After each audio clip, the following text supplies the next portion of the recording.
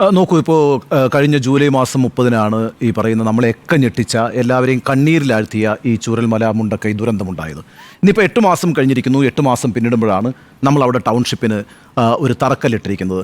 നിശ്ചയമായും മുഖ്യമന്ത്രി തന്നെ ഇന്ന് പ്രസംഗത്തിൽ സമ്മതിച്ചിരിക്കുന്ന ഒരു കാര്യം എന്ന് പറയുന്നത് ഈ കാര്യത്തിലൊരു വൈകലുണ്ടായിട്ടുണ്ട്, കാലതാമസം ഉണ്ടായിട്ടുണ്ട് എന്നുള്ളതാണ്. അതുമായി ബന്ധപ്പെട്ട അദ്ദേഹം ചില വിശദീകരണങ്ങളൊക്കെ നൽകുന്നുണ്ട്. സ്വാഭാവികമാണ്, ഇത്തരത്തിലൊരു വലിയ ദുരന്തം ഉണ്ടായിക്കഴിഞ്ഞാൽ പുനരധിവാസം എന്നൊക്കെ പറയുന്ന അത്ര വേഗത്തിൽ സംഭവിക്കുന്നൊരു കാര്യമല്ല. നമുക്കറിയാമല്ലോ, ഇപ്പോൾ ലാത്തൂരിൽ ഭൂകമ്പം ഉണ്ടായപ്പോൾ വളരെ സമയമെടുത്തിട്ടാണ് നമ്മൾ ആ മനുഷ്യരെയൊക്കെ പുനരധിവസിപ്പിച്ചത്. ഗുജറാത്തിൽ വലിയ ഭൂകമ്പം ഉണ്ടായപ്പോഴും ഈ പറയുന്ന പുനരധിവാസ പ്രവർത്തനം എന്നൊക്കെ പറയുന്നത് വളരെ സമയമെടുത്തിട്ട് തന്നെയാണ് ചെയ്തത്. പക്ഷേ പ്രശ്നം എന്താണ്, ഈ കാലയളവിൽ ആ മനുഷ്യരെ നമ്മളെങ്ങനെ സംരക്ഷിച്ചു എന്നുള്ളതൊരു പ്രധാനപ്പെട്ട ചോദ്യമായി ഞാൻ കാണുന്നു. അവിടെ സംസ്ഥാന സർക്കാർ വേണ്ടത്ര ഗൗരവത്തിൽ കാര്യങ്ങൾ ചെയ്തിട്ടില്ല എന്നൊരു വിമർശനം എനിക്കുണ്ട്.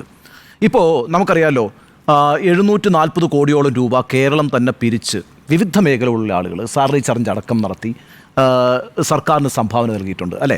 ആ പൈസ എന്ന് പറഞ്ഞൊരു ചെറിയ തുകയല്ല. ആ പൈസ കൊണ്ട് ചെയ്യാവുന്ന ഒട്ടേറെ കാര്യങ്ങൾ അവിടെ ഉണ്ടായിരുന്നു. ഇപ്പോൾ എന്തൊക്കെ വിമർശനങ്ങളാണ് ഈ പുനരധിവാസവുമായി ബന്ധപ്പെട്ട് ഈ ഇടക്കാലത്തുണ്ടായിട്ടുള്ളത്? നമ്മൾ ആദ്യഘട്ടത്തിൽ ദിനബത്ത കൊടുത്തുകൊണ്ടിരുന്നു, അല്ലേ? 300 രൂപ വെച്ച്. അത് 3 മാസം കഴിഞ്ഞപ്പോൾ നിന്നു. പിന്നീട് ഈ അടുത്ത കാലത്താണ് വീണ്ടും ഒരു ഉത്തരവിറക്കി ആ പൈസ കൊടുക്കാൻ പോകുന്നു എന്ന് പറയുന്നത്. ഇൻ ബിറ്റ്വീൻ 4 മാസം ഈ പൈസ കിട്ടാതെ മനുഷ്യർ അവിടെ നിൽക്കുകയാണ്. അതുപോലെ തന്നെ അവിടുത്തെ കുട്ടികളുടെ ഉന്നത വിദ്യാഭ്യാസവുമായി ബന്ധപ്പെട്ട് ഫീസ് കൊടുക്കാൻ കഴിയാത്ത സാഹചര്യവുമായി ബന്ധപ്പെട്ട് ഒരുപാട് പരാതികൾ ഉയർന്നു. അവരുടെ വീട്ടുവാടക കിട്ടുന്നില്ല എന്നുള്ള പരാതി ഉയർന്നു. അതുപോലെ തന്നെ അവർക്ക് ആകപ്പാട് ഒരു പ്രാവശ്യമാണ് ഫുഡ് കൂപ്പൺ കൊടുത്തിട്ടുള്ളത്. ഞാൻ പറയുന്നത് പുനരധിവാസം എന്നൊക്കെ പറയുന്നത് സ്ഥലം കണ്ടെത്തി ഒരു ടൗൺഷിപ്പ് നിർമ്മിച്ച് ഒക്കെ നടപ്പാക്കേണ്ട ഒരു പ്രക്രിയയാണ്. അതൊരു പക്ഷേ സമയമെടുക്കുന്നൊരു പ്രക്രിയ ആണെങ്കിൽ കൂടിയും അന്ന് ഈ ദുരന്തമുണ്ടായ സമയത്ത് നമ്മളെല്ലാം ഒറ്റക്കെട്ടായി നിന്ന് പറഞ്ഞത് ഈ മനുഷ്യരെ നമ്മൾ ചേർത്ത് നിർത്തും, അവരെ മുഴുവൻ നമ്മൾ സംരക്ഷിക്കും, അവരെ നമ്മൾ ജീവിതത്തിലേക്ക് തിരിച്ചു കൊണ്ടുവരും എന്നൊക്കെയാണല്ലോ. എന്നാൽ പിന്നീട് അങ്ങോട്ടേക്ക് നമ്മളുടെ ഒരു സമീപനം എന്തായിരുന്നു, അഥവാ സംസ്ഥാന സർക്കാരിൻ്റെ സമീപനം എന്തായിരുന്നു? ആ സമീപനത്തെ സംബന്ധിച്ച് എനിക്ക് ശക്തമായ വിമർശനങ്ങളുണ്ട്. കാരണം ഈ പരാതികളൊക്കെ ആ മനുഷ്യർക്കുണ്ട് എന്നുള്ളത് തന്നെയാണ്. ഇപ്പോൾ 20 ലക്ഷം രൂപയുടെ വീടാണ് ഒരാൾക്ക് വെച്ച് കൊടുക്കുന്നത്. 400 വീടുകളാണ് വെക്കാൻ പോകുന്നത്. ഒരു വീടിന് 20 ലക്ഷമെങ്കിൽ 400 വീടിന് 80 കോടി രൂപയാണ് ചിലവാകുക. 26 കോടി രൂപയാണ് എൽസ്റ്റൺ എസ്റ്റേറ്റ് എടുത്തത് വഴി സർക്കാരിന് ചിലവായിരിക്കുന്നത്. ഇപ്പോൾ എത്രയായി? 106 കോടി രൂപയായി. ഇനി അവിടെ നമ്മൾ സ്ഥാപിക്കും എന്ന് പറയുന്നത് കമ്മ്യൂണിറ്റി ഹാൾ സ്ഥാപിക്കും, അങ്കണവാടി സ്ഥാപിക്കും, ഒരു ആശുപത്രി സ്ഥാപിക്കും. ഓഫ് കോഴ്സ് ഇതെല്ലാം കൂടി ചേർത്താലും 150 കോടി രൂപയ്ക്ക് അപ്പുറത്ത് ചിലവ് വരുന്നില്ല. നമ്മുടെ കയ്യിൽ സംസ്ഥാന സർക്കാരിന് കിട്ടിയത് 740 കോടിയാണ്. ഞാൻ കേന്ദ്രത്തിൻ്റെ വിഷയത്തിലേക്ക് വരാം. പ്രശ്നം ഇവിടെ ഇത് വളരെ വേഗത്തിൽ നമുക്ക് ചെയ്യാവുന്ന കാര്യങ്ങളാണ്. അഥവാ നമ്മൾ തന്നെയാണ് ചെയ്യാൻ തീരുമാനിക്കുന്നതെങ്കിൽ നമ്മളുടെ കയ്യിൽ അതിനാവശ്യമായ തുകയുണ്ടായിരുന്നു. ആ തുക വിനിയോഗിച്ചുകൊണ്ട് നമുക്ക് ഈ പ്രവർത്തനങ്ങളെ വളരെ വേഗത്തിൽ തന്നെ മുന്നോട്ട് കൊണ്ടുപോകാമായിരുന്നു. എന്നാൽ കേന്ദ്രം സഹായിക്കും എന്ന ഒരു നിലപാടിൽ കേരളം കുറച്ചൊക്കെ കാത്തു നിൽക്കാൻ തയ്യാറെടുത്തു എന്നുള്ളതാണ് പ്രശ്നം. ഒരർത്ഥത്തിൽ കേന്ദ്രവും കേരളവും തമ്മിൽ അങ്ങോട്ടും ഇങ്ങോട്ടും തർക്കിച്ച് 8 മാസം കളഞ്ഞു എന്നുള്ളതാണ്. ഇനിയിപ്പോൾ സംസ്ഥാന സർക്കാർ പറയുന്നത് ഒക്ടോബറിൽ ഈ ടൗൺഷിപ്പിൻ്റെ പണി പൂർത്തിയാകും, ഡിസംബറോടുകൂടി നമുക്ക് പിന്നെ ഇവിടെ ആളുകൾക്ക് കയറി താമസിക്കാൻ കഴിയും എന്നാണ്. ഏതാണ്ട് 290ഓളം പേരെ നമുക്ക് നഷ്ടമായിട്ടുണ്ട്, അവർ മരിച്ചു പോയിട്ടുണ്ട്. അവർക്ക് കോമ്പൻസേഷൻ സർക്കാരിന് കൊടുക്കേണ്ടിയും വന്നിട്ടുണ്ട്. ഇങ്ങനെയൊക്കെയുള്ള ചിലവുകൾക്ക് ഏതാണ്ട് ഒരു 300-350 കോടിക്കുള്ളിൽ കഴിയുമായിരുന്നു. അപ്പോൾ വേണമെങ്കിൽ സംസ്ഥാന സർക്കാരിന് ഇക്കാര്യത്തിലൊരു നല്ല ഇനിഷ്യേറ്റീവ് എടുത്തുകൊണ്ട് ഈ കാര്യങ്ങൾ ചെയ്യാമായിരുന്നു. പക്ഷേ അവിടെ പ്രശ്നമുള്ളത് എന്താണെന്ന് വെച്ചാൽ കേന്ദ്രം കൂടി സഹായിച്ചുകൊണ്ട് നടപ്പാക്കേണ്ട ഒരു പ്രവൃത്തിയാണ് പിന്നെ ഈ പറയുന്ന പുനരധിവാസം എന്ന് പറയുന്നത്. അക്കാര്യത്തിൽ പ്രധാനമന്ത്രി തന്നെ സ്ഥലം സന്ദർശിച്ച് വലിയ ഉറപ്പുകളും പ്രഖ്യാപിച്ചതാണ്. അപ്പം മ്യൂച്വലായ ഒരു റെസ്പോൺസിബിലിറ്റിയുടെ അടിസ്ഥാനത്തിൽ ഈ മനുഷ്യരെന്ന് പറയുന്നത് കേരളീയരായിരിക്കുമ്പോഴും ഇവരൊക്കെ ഇന്ത്യൻ പൗരന്മാരാണല്ലോ, അവരോട് കേന്ദ്ര സർക്കാരിന് ഉത്തരവാദിത്വവും ഉണ്ടല്ലോ. ആ ഉത്തരവാദിത്വം അവർ നിർവഹിക്കുമെന്നുള്ള പ്രതീക്ഷയിൽ കുറച്ചു കാലം സംസ്ഥാന സർക്കാർ കാത്തിരിക്കുന്നു. ഇപ്പോൾ അവസാനം മുഖ്യമന്ത്രി തന്നെ പറയുന്നു, ഇതാ നമ്മൾ ഒറ്റയ്ക്ക് ഇത് ചെയ്യാൻ പോകുന്നു എന്നുള്ളതാണ്. ശരിയാണ്, ഈ കാര്യത്തിൽ കേരളം ഒറ്റയ്ക്കാണ്. കാരണം നമ്മളുടെ അറിവിൽ തന്നെ 3 നിവേദനങ്ങൾ സംസ്ഥാന സർക്കാർ കേന്ദ്ര സർക്കാരിന് സമർപ്പിച്ചിട്ടുണ്ട്, 3 ഘട്ടങ്ങളിലായിട്ട്. ഈ ദുരന്തം ഉണ്ടായ ഉടനെ തന്നെ ഏതാണ്ട് 250 കോടിയോളം രൂപ ആവശ്യപ്പെട്ടുകൊണ്ട് പിന്നെ മെമ്മോറാണ്ടം നൽകി. അത് കഴിഞ്ഞ് പിന്നെ ഇവർ ഈ പറഞ്ഞ എല്ലാ മാനദണ്ഡങ്ങളും ഫുൾഫിൽ ചെയ്തുകൊണ്ട് 2220 കോടിയുടെ ഒരു പിന്നെ ആപ്ലിക്കേഷൻ നൽകി. ഇന്നിപ്പോൾ മുഖ്യമന്ത്രി പിന്നെ പ്രസംഗത്തിൽ പറയുന്നുണ്ട് 2200 കോടിയിലേറെ രൂപ വേണ്ട ഒരു പുനരധിവാസ പ്രവർത്തനമാണിത്, അതിനാണ് നമ്മൾ കേന്ദ്ര സർക്കാരിനെ സമീപിച്ചത്, ഒരു പൈസ പോലും കിട്ടിയിട്ടില്ല എന്ന്. ഇതിനിടയ്ക്ക് കേന്ദ്ര സർക്കാർ പറയുന്നൊരു കാര്യം, 50 വർഷത്തെ കാലയളവ് വിട്ടുകൊണ്ട് 550 കോടി 530 കോടി രൂപയോ 550 കോടി രൂപയോ നമുക്ക് വായ്പ വന്നിട്ടുണ്ട് എന്നുള്ളതാണ്. അത് വിവിധ പദ്ധതികൾക്കായി ഉപയോഗിക്കുവാൻ വേണ്ടി നിജപ്പെടുത്തിയിട്ടുമുണ്ട്. അതിൻ്റെ കാലാവധി ഡിസംബർ വരെ നീട്ടി തന്നിട്ടുമുണ്ട്, അത് ചെലവാക്കുന്നതിനായിട്ടും. അപ്പോൾ ആ പൈസ കൊണ്ട് ഈ പ്രവർത്തനങ്ങളൊക്കെ നടക്കും. നടക്കും. ഞാൻ പറയുന്നത് കേന്ദ്രവും കേരളവും തമ്മിലുള്ള തർക്കത്തിൻ്റെ അടിസ്ഥാനത്തിൽ 8 മാസം ഈ പുനരധിവാസ പ്രവർത്തനങ്ങൾ മുടങ്ങി എന്നുള്ളതാണ്. ഇതിനിടയിൽ മറ്റു ചില കാര്യങ്ങൾ സംഭവിക്കുന്നുണ്ടല്ലോ.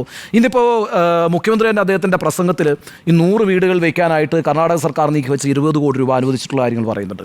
100 വീടുകൾ നിർമ്മിക്കാനുള്ള പണം DYFI കൈമാറി എന്ന് പറയുന്നുണ്ട്. 30ഓളം വീടുകൾ NSS, അതായത് സ്കൂൾ സംഘടനയായിട്ടുള്ള NSS കൈമാറിയിട്ടുണ്ട് എന്ന് പറയുന്നുണ്ട്. ഇതിനിടയ്ക്ക് ലീഗ് അവിടെ തറക്കല്ലിട്ട് കുറച്ച് വീടുകൾ തയ്യാറാക്കുന്നുണ്ട്. യൂത്ത് ലീഗ് വേറെ കുറച്ച് വീടുകൾ തയ്യാറാക്കുന്നുണ്ട്. യൂത്ത് കോൺഗ്രസ് വീട് കൊടുക്കുന്നുണ്ട്.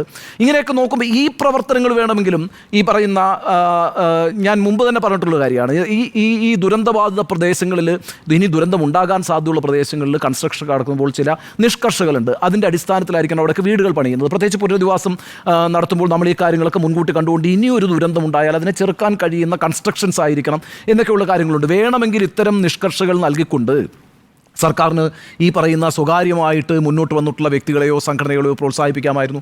അവിടെയുമൊക്കെ ചില വീഴ്ചകൾ സംഭവിച്ചിട്ടുണ്ട്. അപ്പോഴും ഞാൻ ഈ മുൻകൈയെ വളരെ പ്രധാനമായിട്ട് കാണുന്നു. ഇത് കേരളത്തിൽ മാത്രം സംഭവിക്കുന്ന ഒരു കാര്യമാണ് എന്ന കാര്യത്തിലും എനിക്ക് തർക്കമില്ല. കാരണം എന്താ വെച്ചാൽ കേരളം അകമഴിഞ്ഞ് സംഭാവന ചെയ്ത 750 കോടി രൂപയാണ് ഈ പറയുന്ന ഇപ്പോഴത്തെ ഈ പുനരധിവാസ പ്രവർത്തനങ്ങൾക്ക് കേരളത്തിൻ്റെ സർക്കാരിനെ കരുത്തുറ്റതാക്കിയത് എന്നുള്ളതാണ്. അത് കേന്ദ്ര സർക്കാർ അക്കാര്യത്തിൽ ഒരു കാര്യവും ചെയ്തിട്ടില്ല എന്നുള്ളതാണ്. ഇപ്പം നമ്മൾ കഴിഞ്ഞ ദിവസങ്ങൾ കണ്ടൊരു പ്രധാനപ്പെട്ട കാര്യം എന്ന് വെച്ചാൽ ഗവർണർ ആർലേക്കറുടെ ഒരു മുൻകൈ ഉണ്ടല്ലോ. ആർലേക്കറുടെ മുൻകൈ എന്തായിരുന്നു? കേരളത്തിന് അവകാശപ്പെട്ടത് വാങ്ങിയെടുക്കുന്നതിന് വേണ്ടി MP-മാരുടെ ഒരു യോഗം കേരള ഹൗസിൽ നടത്തുന്നു. ഒരു അത്താഴ വിരുന്ന് കൊടുക്കുന്നു. അതിൽ മുഖ്യമന്ത്രി പങ്കെടുക്കുന്നു. പിറ്റേന്ന് നിർമ്മലാ സീതാരാമൻ എന്ന ധനമന്ത്രിയുമായിട്ട് മുഖ്യമന്ത്രി നടക്കുന്ന കൂടിക്കാഴ്ചയിൽ ആർലേക്കർ പങ്കെടുക്കുന്നു. അതിന് വളരെ പോസിറ്റീവായി കണ്ട ഒരാളാണ് ഞാൻ. കാരണം എന്താ, കേരളത്തിൻ്റെ ആവശ്യങ്ങളുമായി ബന്ധപ്പെട്ട് ഒറ്റക്കെട്ടായി നിന്നുകൊണ്ട് കേന്ദ്രത്തോട് സംസാരിച്ച് നമുക്ക് വേണ്ട കാര്യങ്ങൾ നേടിയെടുക്കുക എന്നുള്ളത് വളരെ പ്രധാനപ്പെട്ട ഒരു കാര്യമാണ്. അക്കാര്യത്തിൽ കേന്ദ്രത്തിൻ്റെ പ്രതിനിധിയായിട്ടുള്ള ആർലേക്കർ തന്നെ അല്ലെങ്കിൽ ഗവർണർ തന്നെ മറ്റ് രാഷ്ട്രീയ ഭിന്നതകളെല്ലാം മാറ്റിവെച്ചുകൊണ്ട് ഇത്തരത്തിലൊരു മുൻകൈ എടുക്കുന്നു എന്ന് പറയുന്നതിനെ നമ്മളെല്ലാവരും വളരെ പോസിറ്റീവായിട്ടാണ് കാണുന്നത്. പക്ഷേ ഇവിടുത്തെ ഒരു പ്രശ്നം എന്താണെന്നറിയാമോ? കേരളം ഒരു വലിയ ദുരന്തത്തെ നേരിട്ടപ്പോൾ നമുക്കറിയാലോ, അടുത്ത കാലത്തൊന്നും രാജ്യം കണ്ടിട്ടില്ലാത്തൊരു വലിയ ദുരന്തമാണ് ചൂരൽമല മുണ്ടക്കൈ ദുരന്തം എന്ന് പറയുന്നത്. ആ രാജ്യത്തെ ഞെട്ടിച്ച ദുരന്തത്തെ അതിതീവ്ര ദുരന്തമായി പ്രഖ്യാപിക്കണം എന്നുള്ളതായിരുന്നു നമ്മുടെ ആദ്യത്തെ ആവശ്യം. വളരെ കാലത്തെ സമ്മർദ്ദത്തിന് ശേഷം അങ്ങനെ ഒരു ദുരന്തമായിട്ടൊന്ന് പ്രഖ്യാപിച്ചു. അതുകൊണ്ട് എന്തെങ്കിലും പ്രയോജനം ഉണ്ടായോ? ഒരു പ്രയോജനവും ഉണ്ടായില്ല. ഒരു പൈസയും അതിൻ്റെ ഭാഗമായിട്ട് കിട്ടിയിട്ടില്ല. പക്ഷേ ഈ പറയുന്ന വലിയൊരു ദുരന്തമുണ്ടായപ്പോൾ മനുഷ്യരെല്ലാം ഉറ്റുനോക്കുന്നത് ആരൊക്കെ ഇവിടെ എന്തൊക്കെ സഹായം ചെയ്യുന്നു എന്നുള്ളതാണ്. അവിടെ BJPക്ക് രാഷ്ട്രീയമായി വലിയ വീഴ്ച വന്നിട്ടുണ്ട്. കേന്ദ്ര സർക്കാരിനൊരു വീഴ്ച വന്നിട്ടുണ്ട്. കേന്ദ്ര സർക്കാർ ഇത്തരത്തിലൊരു നിസ്സംഗമായ നിലപാടാണ് ഈ ദുരന്തബാധിതരോട് എടുത്തിട്ടുള്ളത് എന്നുള്ളത് എന്താ പറയുക, അത് വ്യക്തമായും സ്ഥാപിച്ചെടുക്കാൻ സംസ്ഥാനത്തെ പ്രതിപക്ഷത്തിനും കഴിഞ്ഞിട്ടുണ്ട്, സംസ്ഥാനത്തെ ഭരണപക്ഷത്തിനും കഴിഞ്ഞിട്ടുണ്ട്. ഇവിടെ അതൊരു പൊളിറ്റിക്കലായിട്ടുള്ള എന്താ പറയുക, ഒരു ബുമറാങ് ആണ്, അല്ലെങ്കിൽ ഒരു വലിയ തിരിച്ചടിയാണ് BJPക്ക് സംഭവിച്ചിട്ടുള്ളത് എന്നുള്ള കാര്യത്തിൽ എനിക്ക് സംശയമില്ല. ഇതിൻ്റെ രാഷ്ട്രീയമൊക്കെ മാറ്റിവെച്ചാലും ആ മനുഷ്യരെന്ന് പറയുന്നത് നമ്മളുടെയൊക്കെ സഹോദരങ്ങളാണ്. അവരെ ഈ പറയുന്ന ദുരന്തത്തിൽ നിന്ന് കൈപിടിച്ചുയർത്താനുള്ള ബാധ്യത വളരെ പ്രബുദ്ധമായൊരു സമൂഹം എന്ന നിലയ്ക്ക് നമുക്കൊക്കെ ഉണ്ട്. കേരളം അതിന് നല്ലൊരു മാതൃക കാണിച്ചിട്ടുണ്ട്. മറ്റൊരു സംസ്ഥാനത്തും സംഭവിക്കാത്തതുമാതിരി നമ്മുടെ സംസ്ഥാനത്തെ ജനങ്ങൾ വലിയ രീതിയിൽ അകമഴിഞ്ഞ് സംഭാവന ചെയ്തതുകൊണ്ട് സംസ്ഥാന സർക്കാരിന് ഇപ്പോൾ ഈ പരിപാടികളുമായിട്ട് മുന്നോട്ട് പോകാൻ കഴിയുന്നു. ആ അർത്ഥത്തിൽ കേരളം ഈ വിഷയത്തിൽ ഒറ്റയ്ക്കായിരുന്നു. മറ്റെല്ലാ ഭിന്നതകളും മാറ്റിവെച്ച് കൂട്ടായി നിൽക്കേണ്ട, ഒന്നിച്ച് നിൽക്കേണ്ട ഒരു സന്ദർഭത്തിൽ കേന്ദ്രവും സംസ്ഥാനവും രണ്ട് വഴിക്കായി പോയി എന്ന കാര്യം അങ്ങേയറ്റം ദൗർഭാഗ്യകരമാണ്. ഈ വിഷയത്തിൽ കേരളം ഒറ്റയ്ക്കാണ് എന്ന് തന്നെയാണ് എൻ്റെ നിലപാട്.